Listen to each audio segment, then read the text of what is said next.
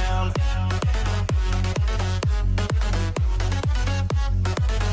Engine roar when we hit your town.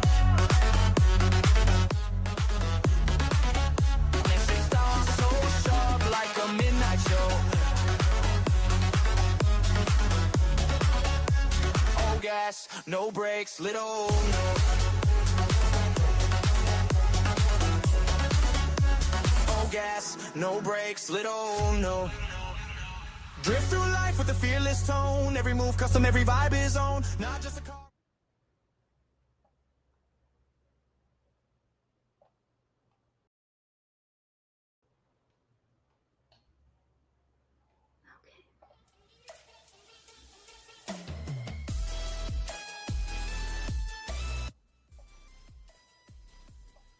There we go. Okay. All right. Listen, I didn't announce this live. I'm just going live. Listen to it whenever you can. That's fine. I did not make it public. I just wanted to kind of do a pre-record, so I don't know if it's going to be pre-recording or if it's just going to go live. You know, StreamYard is always a mystery to me. I don't really have it down exactly correctly, but that's okay. We get through it. We work through it. But what I want to talk about today is rage baiting. Is rage baiting or is it bullying? Is it mean girl? What is it exactly? Because I'm telling you something, it's all over YouTube and it's disgusting. This is not what YouTube was supposed to be. We should not have people bullying each other. We should have people minding their own damn business. And when there is a case that has turned all of one genre of YouTube into something disgusting, people walk away. You may be able to draw a big crowd at first, but eventually you're going to play that out. And what's going to happen is you're going to have a little bit of a problem because people are going to be going, oh, wait a minute. She used that for money, or they use that for money, whatever channel it is doing the rage baiting. Or, my God, I didn't realize they were actually a bully. Wow, that's what's going to end up happening. I don't think you people want that. Rage baiting started out kind of being something funny, just a little bit of fun sometimes, but it's turned into something completely different. And it is extremely different when you bring up things that the truth is already out there, but you're trying to twist it into something else. Why? Why do you need to do that to yourself? Or why do you need to do that to anybody? I mean, it makes no damn sense. To be honest with you, it makes no damn sense. It really doesn't. So we're going to talk about that for a little bit today. We're going to talk about rage baiting and what happens and the results of rage baiting, especially from old incidents on YouTube and how it kills the channels you are rage baiting on. Yeah. If you're rage baiting on your channel about something else, maybe you shouldn't be doing that. Maybe you ought to think about what's going to happen in the future. But here we go. Let's go ahead and just talk about it for a little bit. I mean, this is just something I thought we needed to talk about. So that's all this is. So rage baiting, intentionally creating content that provokes anger to drive engagement, is a high-risk strategy that will often provide a short-term spike in views and comments, but can severely damage a YouTube channel's long-term health and reputation. Reanimating old, controversial incidents specifically to stir up manufactured outrage acts as a poison, killing a channel's credibility and poisoning its community. Okay, think about that for a second. Here's how rage baiting is based. Here's how it goes. This rage baiting based on old incidences, destruction of long-term brand equity and trust. All right, erosion of credibility. While rage baiters get high short-term metrics, they sacrifice the trust required to build a substantial, loyal audience. It's like the boy who cried wolf effect. Okay. Once an audience realizes they are being manipulated by manufactured drama from the past, they become skeptical of all future content, leading to a permanent loss of trust. Honey, when the truth is already out there and you're trying to manipulate it into something else, what do you think you're doing? What do you think you're doing? Reputation damage. A channel built on rage becomes associated with negative emotions rather than value, making it difficult to pivot to better content later. What are you going to do when this runs out? That's exactly the question. Because it ran out a long time ago. This particular situation ran out a long time ago, and it makes no sense. Algorithmic poisoning. It actually does poison the algorithm. Quality versus toxicity. Wrong audience targeting. YouTube's algorithm and trying to understand the channel will start pushing content to users who engage with toxicity. This builds a subscriber base interested on conflict rather than the creator's actual content. That is not the audience you want.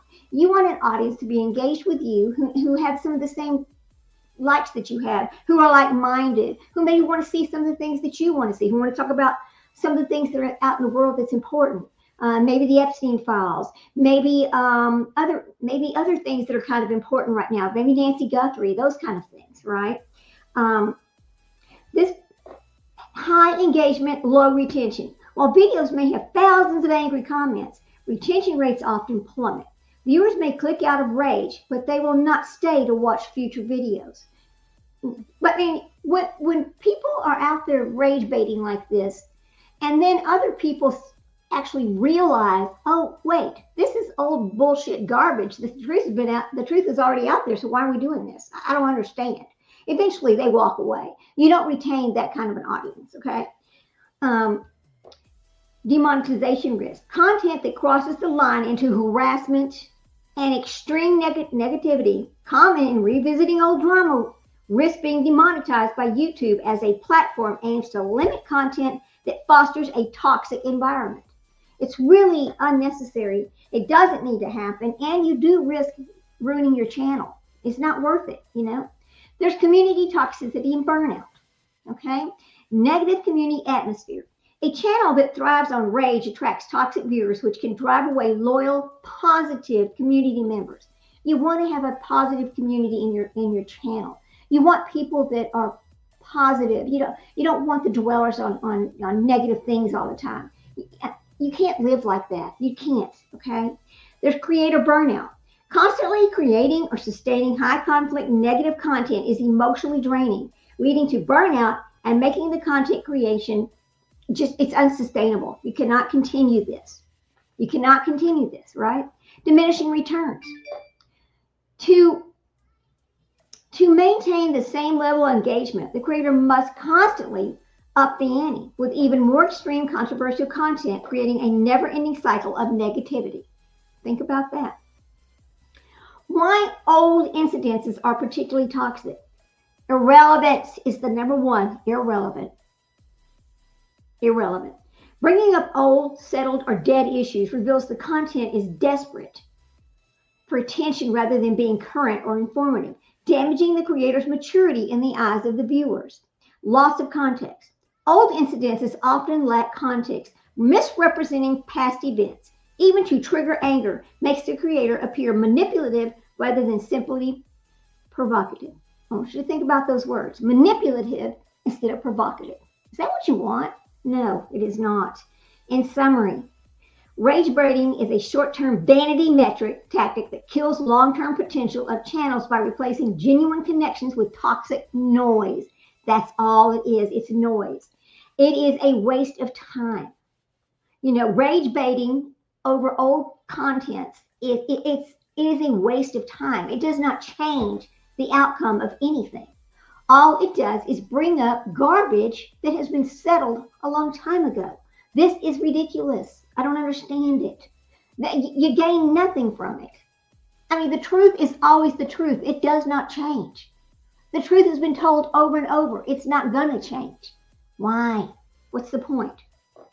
The internet slang rage baiting, also rage baiting, rage farming, or rage seeding, is the manipulative tactic of eliciting outrage. And that's exactly what this is, eliciting outrage. We can't stop clicking on rage bait. This is from a little, just hold on a second. This is from the Stanford report. Now the Stanford report about rage bait. Okay. This is from December the 2nd, 2025. Rage bait is particularly prevalent among content creators who make most of their money from platform payments. Okay, this is according to the Stanford report. Okay, this is from The Messenger, the toxicity of rage bait content. Rage baiting has become more common since the rise of platforms like TikTok and increasingly divisions on social media. This is very important, and I want people to think about this for a second, please. All right. How rage bait impacts mental health. Here we go. Now, this is from December the 10th. And this is addressing it is a type of abuse. I want y'all to think about this for a second. Because here we go. This is the biggest part of it. Okay? Why is rage baiting so effective? Rage baiting stirs up the natural human psychological and physiological responses. Anger is a powerful emotion that activates the body's fight or flight system.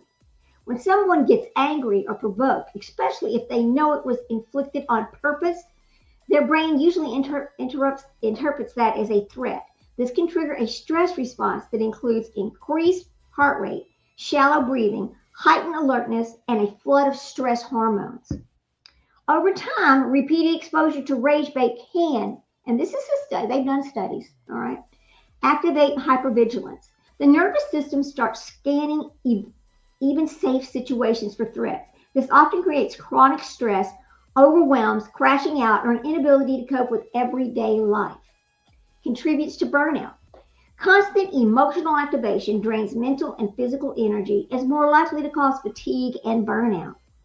If you already have an existing mental health problem, rage baiting can make it even worse, especially if you're the victim of the rage baiter. Okay? I want y'all to think about this. We know that there are people out there that do not give a shit. They don't care what they're doing to other people. It makes no difference to them. They just get their big fat paycheck and they're happy with it because that's what it's really all about. Okay? So chronic anger and stress can intensify anxiety, irritability, depression, and difficulty concentrating. It reinforces emotional habits. Okay? The brain builds pathways through its repetition. When anger is triggered over and over, those pathways strengthen, making it easier for the brain to default to anger later on. For people who already face emotional challenges or trauma, rage bait can especially be harmful. When someone lives in an environment filled with family members, aggressive peers, or online conflict, their nervous system rarely gets a chance to return to the state of calm. So they're always at this heightened state of what's going to happen next?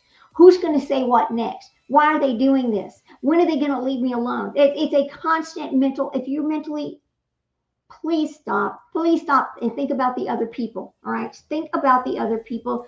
It's just not you and the person that you're talking about. This affects all kinds of people. It affects all over. It's not just two people. It could be a whole genre that this affects. Okay. We're just going to keep going here. Here's how to diffuse rage bait reactions. Reacting to rage bait isn't a character flaw, and it isn't something to be ashamed of. It's a normal human response to an unethical leverage of your emotions. Think about the words, unethical. However, you have more control in these situations than you might think, and discovering your own agency helps you protect your peace. When you feel like you're about to snap, these strategies can help you diffuse the urge to respond and safeguard your emotional health. It's very important that you keep your emotional health intact. Don't let these other people who continually repeat the same garbage over and over to intentionally cause you trauma, don't let it affect you that way. Notice what sets you off. Pay attention to the subjects or the behaviors that immediately spark irritation or defensiveness, recognizing that the patterns can help you understand what kinds of conversations or situations to avoid and how to pause before reacting. Create a supportive space. Protect your mental health by adjusting what you consume and who you interact with. Mute or unfollow accounts that make you feel conflicted. Limit contact with people who regularly provoke you. Surround yourself with people and environments that feel steady and supportive rather than confusing and aggressive.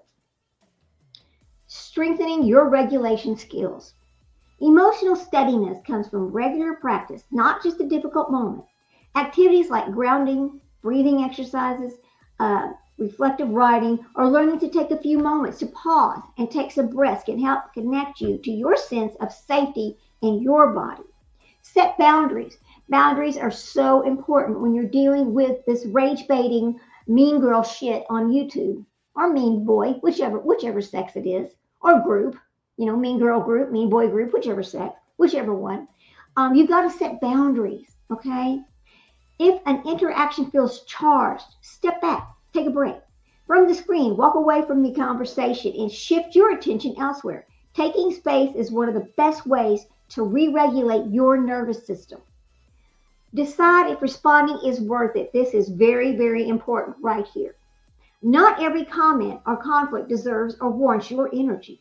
Ask yourself whether responding will contribute to your well-being or simply stir up more agitation. Sometimes the healthiest choice is not to engage at all. That is a very important statement because that is the one thing the rage baiter wants. The rage baiter wants people to get in angered and step out there and start some kind of argument with them online. That's what they want. They want you to interact with them. Don't do it. You don't need to, right? This will run its course and it'll go away and they'll move on to the next person they're going to pick on or bully or whatever you want to call it, right? Because that's what this is. It's all it is. You set your boundary. Don't let this happen. Don't respond to it. Don't put yourself in that arena to be taken advantage of again, because no matter what you say, they're not going to listen. Okay? It's just not going to. So stay away from it. That's all you got to do. Stay away from it. Because the people that are important to you will not listen to the rage baiting garbage. They just won't. Because if they are over there and agreeing with it without knowing all the facts, or just listening to whatever's being spewed now without going back to the incident before to verify what's fact and what's not fact, you don't need those people in your life. Think about it, folks. Think about it. Stay connected with your core values. This is very important.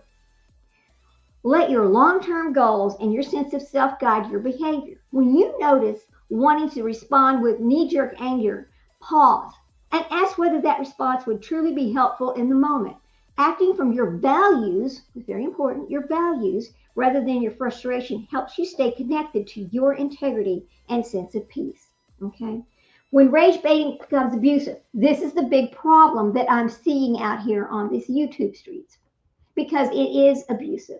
Rage baiting turns into emotional abuse when it becomes a persistent pattern used to control, manipulate, or intimidate someone or something, or a group. Signs of abusive dynamics include constant criticism, belittling, and humiliation, intentional escalation of a conflict to destabilize the other person, using guilt or shame to provoke reactions, gaslighting, and dismissing someone's reasonable emotional responses as overactions, creating unpredictable emotional environments, and punishing someone for setting boundaries. It pisses them off when you won't engage. Just know that. It makes them angry. They want you to engage. Don't do it. You don't need to. Emotional abuse is dangerous and harmful, and healing from abuse of any kind requires ongoing support and care. Professional support can help experiencing abuse, negative, difficult dynamics, build healthy connections. So, you go get some help. When you're experiencing this abuse, navigate to help, not to the hurt. Don't go back over there, right? Build healthy connections and find safety in their relationships again. Addressing the mental health impact of a rage bait. Rage baiting can significantly heighten stress, anxiety, emotional overwhelm, and particularly teens and young adults who are still developing coping skills and a sense of self. Repeated exposure to online provocation or interpersonal conflict can worsen symptoms of depression, increased irritability, and wreak havoc on a nervous system. If you or a loved one is experiencing severe distress, including suicidal thoughts or escalating anxiety, professional support is crucial. Go get help. There are programs to help. And there's mental health treatment for ages 7 through 12. Whatever your age is, there's help out there. It's easy to find, okay? Go get it. Go get the help. So here's a couple of the questions. Rage baiting is content or is behavior designed to provoke anger for the purpose of gaining attention, engagement, and emotional control. There's the answer right there. It is baiting content. It is for provoking anger and gaining attention and engagement. Don't let somebody emotionally control you. How does rage bait affect mental health? Rage bait activities, the fight or flight response comes, increased stress hormones, and can worsen your anxiety. Don't let this happen. When does rage baiting become abusive? If a person uses provocation consistently to control, shame, or destabilize someone, it may be a pattern of emotional abuse that requires support. Does limiting social media use help reduce the rage bait exposure? Yes. Being intentionally about digital space, muting or unfollowing triggering accounts, and reducing screen time can significantly decrease your stress and your reactive responses. The whole thing about rage baiting, especially on YouTube, which we see it every day here, it is all about engagement. That's all it's about. We see people being bullied every single day on YouTube.